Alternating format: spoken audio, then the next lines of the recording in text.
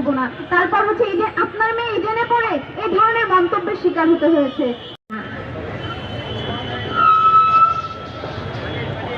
আপনাদের সবাইকে এখানে আজকে আসার জন্য ধন্যবাদ দেওয়ার মতো আমার মনে হচ্ছে আসলে তেমন কিছুই নেই। আপনারা আজকে এখানে যারা এসেছেন, আপনারা যা করছেন সেটা হচ্ছে খুবই বেয়ার মিনিমাম একটা কাজ। আর এই মুহূর্তে আমার আসলে আপনাদের কাছে একটাই প্রশ্ন, আপনারা যে বা যারা যতজন এখানে এসছেন, আপনারা ঠিক কোন মনোভাব থেকে আজকে এখানে এসছেন? আপনাদের বাসায় আপনাদের বোন, আপনাদের মা, আপনাদের স্ত্রী, আপনাদের প্রেমিকা, আপনাদের বান্ধবী, আপনাদের সহপাঠিনী, তাদেরকে আপনারা এই দেশে রাতের অন্ধকারে কখনো বের হতে দিবেন কিনা? কিংবা দিনের আলোতে শুধুমাত্র যেখানে পুরুষ মানুষেরা আছে, আমি আবার বলছি দিনের আলোতে শুধুমাত্র যেখানে পুরুষ মানুষেরা আছে, এরকম কোনো পার্টিতে, কোনো গ্যাদারিংয়ে, কোনো মিছিল মিটিংয়ে, কোনো দাওয়াতে, কোনো অনুষ্ঠানে আপনারা যেতে দিবেন কিনা? যদি আপনাদের জবাবটি না হয়ে থাকে তাহলে আপনাদের কাছে প্রশ্ন যে কেন আপনাদের জবাব না করে গড়ে তুলবো, যাতে আমি আমার নিজের ঘরের মেয়ে সন্তান, স্ত্রী, আমার বান্ধবী, আমার প্রেমিকা, আমার বোন, তাদেরকে আমি এই দেশের পুরুষদের মাঝে নিরাপদভাবে অবস্থান করার, নিরাপদ অনুভব করার মতো করে তাদের জন্য আমি এই সমাজটাকে, এই দেশটাকে গড়ে তুলবো। আপনাদের কাছে আমার এতটুকুই অনুরোধ। এছাড়া এই প্রতিজ্ঞা যদি আজকে আপনারা না নিতে পারেন তাহলে আমার মনে হবে যে আপনারা যারা ছেলেরা এবং মেয়েরা, মেয়েদের কাছে এই কথাটা এই কারণে বলছি, আজকে এখানে থেকে যে সমস্ত মেয়েরা মেয়েদের হয়ে সংহতি জানাতে এসেছেন, সেটা তো মেয়েদের কাছে আমার একটা প্রশ্ন, আপনারা যদি মনে করেন আপনার সামনে একটা মেয়ের পোশাক, চালচলন, কথাবার্তা, পেশা এবং সাফল্য নিয়ে আপনারা কোনো ধরনের অনৈতিক এবং নেতিবাচক মন্তব্য করতে পারেন না, আপনাদের মধ্যে ওই ধরনের কোনো ধরনের মানসিকতা কাজ করে না, তাহলে আমি বলবো আজকে আপনাদের এখানে আসাটা সার্থক। কিন্তু আপনি যদি আপনার পাশে বসা মেয়েটার দিকে তাকিয়ে বলেন সে টি শার্ট কেন পরে আছে, তার হাতে সিগারেট কেন, তার পোশাক এরকম কেন, তার ফেসবুক প্রোফাইল এরকম কেন, এই প্রশ্নগুলো যদি আপনার মনের মধ্যে এসে থাকে তাহলে আমি বলবো আজকে এখানে আপনার আসার কোনো মানে হয় না। সুতরাং এই সুযোগটা হাতছাড়া করে না, তার চেয়ে ভালো তাহলে আমি বলবো যে আপনারা এখানে আসার যোগ্যতা রাখেন।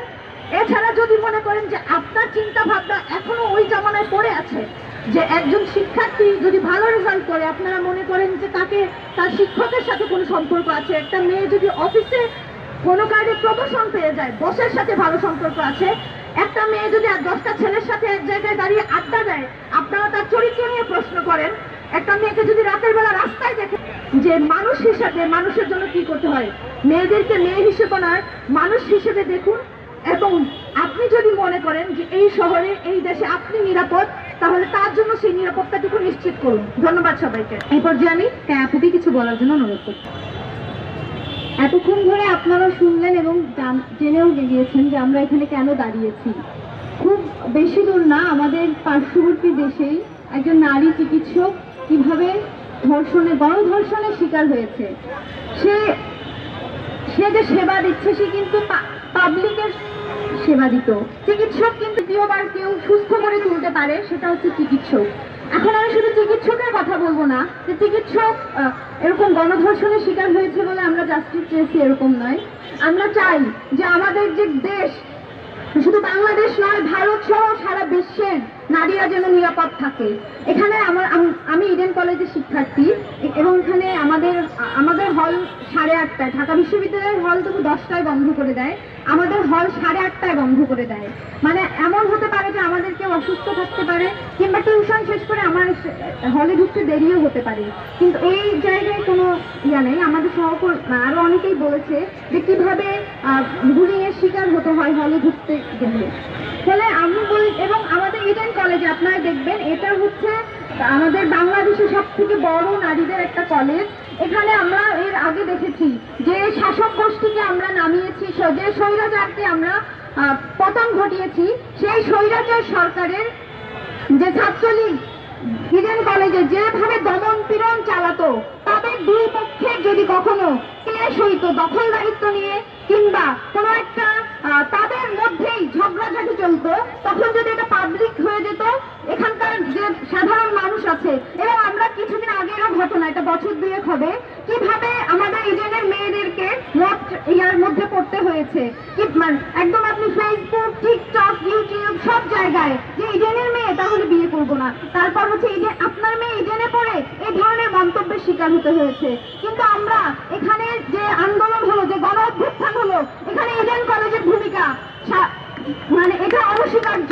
এখানে ইডেন কলেজের মেয়েরা যে রাতে রাজাকার বলেছিল প্রধানমন্ত্রী, তখন যেভাবে হল ভেঙে বের হয়ে এসেছে, যেদিন ছাত্রলীগ হামলা করে এখানে ঢাকা শহরে ইডেন কলেজের শিক্ষার্থীরা প্রথম ছাত্রলীগের হামলার শিকার হয়েছিল, তারপরে তারা হল ভেঙে গেট ভেঙে বের হয়ে এসেছে।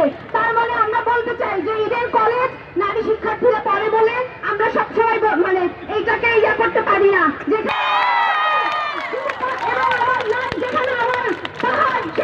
অন্য কোনো রাষ্ট্রের অধ্যুষিত কোনো জায়গা নয় বা উপনিবেশ নয়, এটা আমার দেশের একটা অংশ। আমাদের মুক্তিযুদ্ধ থেকে শুরু করে এই যে আমাদের যে গণ অভ্যুত্থান হলো, এটা হয় না। আমরা আমাদের ভার্সিটির বন্ধুদের কথা বলতে পারি, আমরা চিকিৎসকের কথা বলতে পারি, কারণ এই ঘটনাগুলো আমাদের সামনে আসে। কিন্তু আমরা কি কখনো সেই ঘটনাগুলো সামনে আনতে পারি? এটা যে চা শ্রমিক, তাদের সাথে আসলে কি হয়? তারা কি এই ধরনের নির্যাতনের শিকার হয় না? ওই বস্তিতে থাকা মেয়েটা, সে তো মনে হয় ছোটকাল থেকে এইসব নির্যাতনের মধ্যে দিয়ে হবে। তাদের নিরাপত্তার জন্য আমাদের আওয়াজটা তুলতে হবে।